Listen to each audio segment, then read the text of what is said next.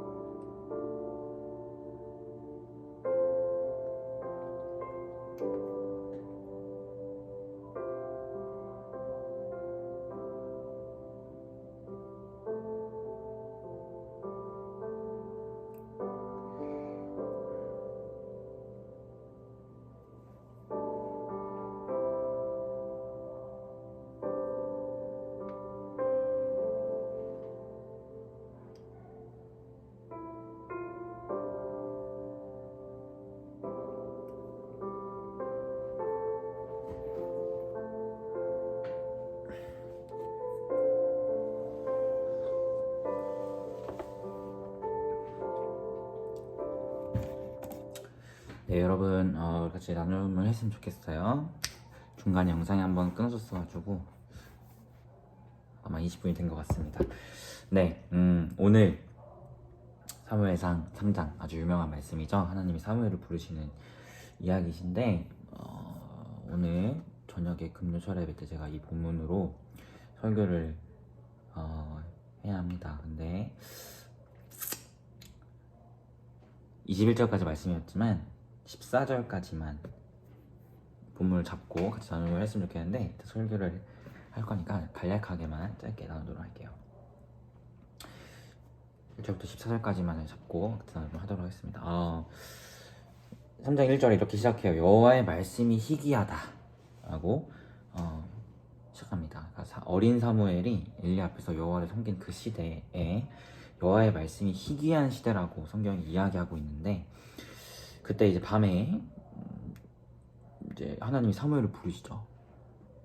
사무엘아 딱 하니까 엘리가 부른 줄 알고 사무엘이 엘리한테 가서 날 불렀냐 라고 하니까 아니라고 해요, 엘리가.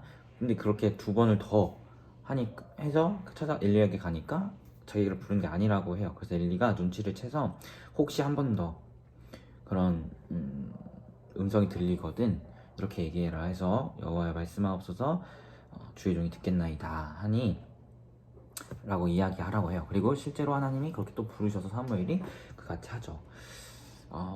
저 특별히 이제 간략하게만 이야기하면 제가 좀 중점적으로 보게 된 것은 하나님의 말씀이 희귀한 시대에 하나님의 말씀이 사무엘에게 임했다라는 거예요. 특별히 이 사무엘, 이 어린 사무엘이 있던 시대가 사사시대의 끝자락 볼 수 있는데 계속 얘기했지만 사사시대는 자기의 소견에 옳은 대로 행하였던 시대였고 제사장들조차도 자기의 소견에 옳은 대로 행했어요. 그래서 11절부터 14절에 나와 있는 그 엘리의 집안이 망할 것이라는 저주의 그 말씀들이 어제 본문에 있었죠. 그것을 하나도 끝 남기지 않고 다 이루어질 거라고 하나님 말씀하시는데 그 같은 저주를 받게 된 이유가 뭐예요? 홈리와 비느하스 제사장의 아들들이 그 음란에 빠지고 갈고리로 고기를 막 취하고 지 맘대로 여호와께 드려야 할 제물에 기름을 제대로 드리지 않고 막 그걸 달라고 하고 이러한 타락과 부패, 그러니까 제사장들조차도 자기의 소견에 옳은 대로 행하였던 그 시대를 살아갔고 그렇게 행했기에 그들도 멸할 것이다라는 것을 하나님이 사무엘을 통해서 이제 말씀하시는 거거든요. 특별히 이제 1절에 여호와의 말씀이 희귀하여서 이상이 흔히 보이지 않았다. 그러니까 환상이나 이런 것으로 하나님이 보이시지도 않았고 말씀도 해주시는 일이 드물었다라고 이야기하는데 사사시대 이전에는 그러면 이런 일이 없었냐?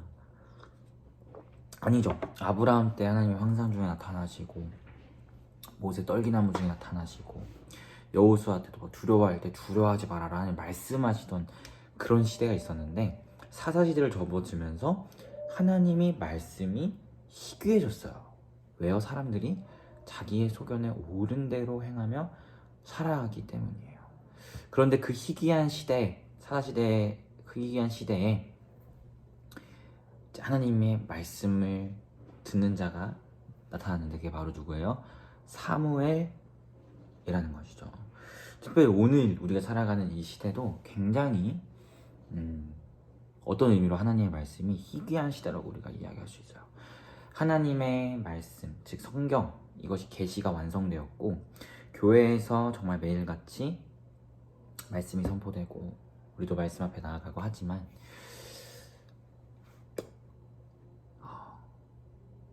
좀 표현이 어려운데 사실 이 시대는 굉장히 주관이 객관을 이끄는 시대예요. 그러니까 주관은 나죠. 객관적인 것은 오직 하나님 말씀밖에 없어요. 하나님이 주신 건 말씀, 그게 객관적인 거니까. 그러니까 내가 말씀을 이끄는 시대를 우리가 살아가고 있다는 거예요. 내가 말씀을 이끄는 시대를 살아가는 그런 이유라고 할까요?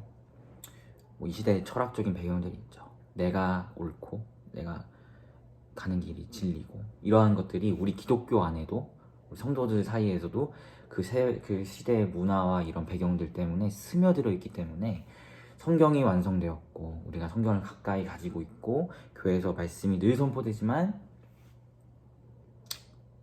여호와의 말씀이 희귀한 시대를 살아가고 있다는 거예요.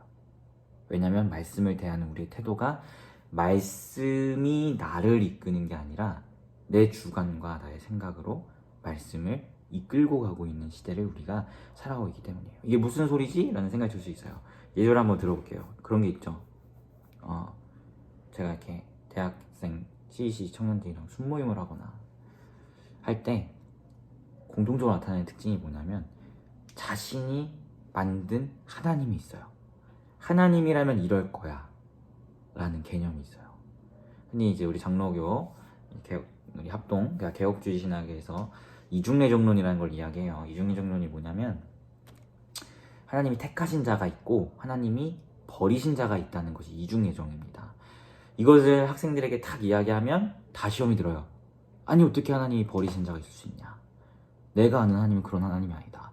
그거 제가 물어보죠. 너가 그렇게 이야기하는 말씀의 근거가 뭔데? 라고 이야기하면 대답을 하지 못해요. 왜요? 자신의 생각으로 말씀을 받고 자신의 생각으로 말씀을 이끌었고 자신의 생각으로 하나님이 이럴 거야 라고 규정하고 믿어왔기 때문이에요. 그런데 말씀이 나를 이끌면 말씀이 이야기하고 있는 바 하나님은 달라요. 에서는 미워하시되 야곱은 사랑하셨고, 이스마엘은 버리셨지만 이삭은 하나님 택하셔서 약속을 이어갈 자로 세우셨어요. 이스라엘을 애굽과 구별하셔서 애굽은 멸하시되 이스라엘은 구원하시고, 이러한 말씀 가운데 드러나는 하나님의 역사를 보면 하나님은 분명히 택하신 자와 버리신 자가 있다는 것을 우리가 보게 되거든요. 이것이 객관이 주관을 이끄는 거예요. 그러니까 하나님의 말씀이 나를 이끈다는 거죠. 말씀을 통해서 우리가 이끌림을 받는 건데, 오늘날 시대는 또 우리 그리스도인들 안에는 그런 사회, 이 세상의 철학적인 배경이 우리 안에 또 깊이 묻어 있다 보니까 자꾸만 내가 말씀을 이끌어서, 말씀은 그렇게 얘기하고 있지 않은데 그냥 내 이 색안경으로 말씀을 봐서 말씀이 그런 것처럼, 하나님이 그런 분인 것처럼 착각하며 신앙생활을 할 때가 하는 모습이 한국 기독교 안에, 교회 안에 굉장히 많다는 거예요. 저부터도 설교를 준비할 때 흠칫흠칫 놀라요. 내 생각으로 봤구나 라는 것을 깜짝깜짝 놀랄 때가 있거든요. 그만큼 그런 시대를 살아가고 있기 때문에 성경이 완성되었고 교회에서 날마다 말씀이 선포되지만, 사실 어떤 면에서 우리는 말씀이 희귀한 시대를 살아가고 있다는 것을 보게 된다는 거예요. 왜요? 말씀이 나를 이끄는 게 아니라 알게 모르게 내가 말씀을 이끌고 있기 때문에. 근데 그런 시대가 바로 이 어린 사무엘이 여러 앞에 섬겼던 이 말씀이 희귀했던 시대와 유사하다는 것을 우리가 보게 되죠. 그런데 그때 하나님의 말씀이 자신을 이끄는 자를 세우는데, 그러니까 객관이 주관을 이끄는 자를 세우는데, 그게 바로 누구예요? 사무엘이에요. 말씀이 희귀한 그 시대에 하나님이 말씀을 들려주시고 그 말씀에 반응하게 하시고 그 말씀에 따라 이끌림 받는 자를 하나님이 부르시고 세우신다는 것을 오늘 본문에서 보게 된다는 것이죠. 그래서 그 객관, 그 말씀이 주관, 나를 이끄는 사람의 고백이 뭐냐? 바로 10절. 사무엘이 이르되 주여 말씀하옵소서, 주의 종이 듣겠나이다 라는 이 고백이에요. 말씀이 주관을 이끄는. 그래서 저는 이 본문을 보면서 여호와의 말씀이 희귀한, 자기의 소견에 옳은 대로 행하는 주관이 객관을 이끄는 이 시대 가운데 하나님께서 객관이 주관을 이끄는 그 자 사무엘을 세우셨구나. 오늘 이 시대 가운데 하나님이 이러한 자를 찾으시는구나. 성경이 완성되었고 하나님 말씀이 교회에서 막 선포되지만 우리 안에 알게 모르게 젖어있는 세상의 철학들로 인하여 주관이 객관을, 내가 말씀을 이끄는 이런 시대를 살아가고 있는데, 그 시대 가운데 하나님께서는 우리를 객관이 주관을 이끄는 자로, 말씀이 나를 이끄는 자로 하나님이 부르시고 계시구나. 그런 부르심 가운데 우리가 보여야 할 태도는 주여 말씀하옵소서, 내가 듣겠나이다. 이것이 말씀이 나를 이끄는 자의 너무 전형적인 표본이고 참 모습이잖아요. 그래서 저는 우리 사랑하는 피플이가 그런 자들이 되었으면 좋겠습니다. 말씀이 나를 이끄는 그런 삶을 우리 피플이가 살았으면 좋겠어요. 여러분도 딱 곰곰이 생각해 보세요. 여러분의 생각이 말씀을 이끌고 있는 것이 있지 않은지. 엘리의 아들들도 하나님의 일들을 했지만 자기의 생각과 소견대로 그것을 이끌었기 때문에 문제가 되는 거잖아요. 그것이 아니라 우리의 주관은 타락한 주관이기 때문에 믿을 게 못 돼요. 절대적인 객관이 우리에게는 필요합니다. 그 객관은 오직 하나님의 말씀밖에 없어요. 그래서 이 자기의 소견에 옳은 대로 살아가는 이 포스트 모더니즘, 이 시대에 하나님이 우리를 사무엘과 같은 자로 부르셨어요. 객관이 주관을 이끄는 자로.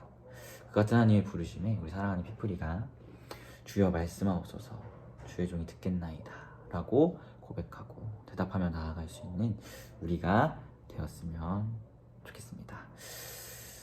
네, 우리 같이 기도했으면 좋겠어요. 먼저 여러분이 묵상도 같이 기도해 주시고, 또 함께 기도할 때 하나님, 주의 말씀이 나를 이끌게 하시고 내가 주의 말씀을 듣게 하시고 그로 인하여 이 시대 가운데 우리 사무엘과 같이 귀하게 쓰임만 자들 수 있도록 인도하달라고 같이 기도하도록 하겠습니다. 기도하겠습니다.